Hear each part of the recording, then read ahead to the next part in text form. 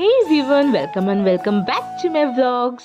তো এইটা হচ্ছে রাখি পূর্ণিমার ব্লগ। তো সেই দিনকে সকালবেলা 6টার সময় ঘুম থেকে উঠে স্নান টান করে আমি আমার জেঠুদের বাড়িতে চলে গেছিলাম হৃদয়পুরে।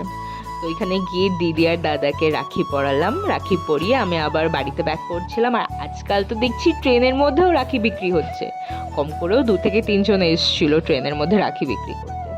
তো যাই হোক, তারপর বাড়িতে এসে কী সব পূর্ণিমা বর্ণিমা কী সব চলছিল মা বলছিল, যার জন্য বাড়িতে এসে আর ভাইকে রাখি পরানো হয়নি। আবার ভাইকে আমি 11:30টার পরে গিয়ে রাখি পরিয়েছি।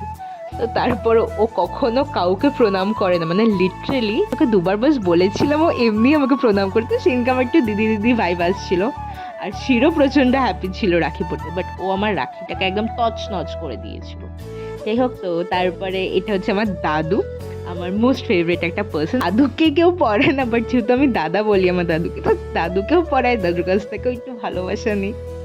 তারপর আমি রাত্রেবেলা মেজো পিসির বাড়িতে চলে গেছিলাম, গিয়ে পুচু তার বাপ্পা দেখে পড়াচ্ছিল। এরা আমার সাথে যে কি শুরু করেছিল, প্রথম আমাকে বলেছে যে আমার জন্য গিফট আনেনি, পরের দিন দেবে।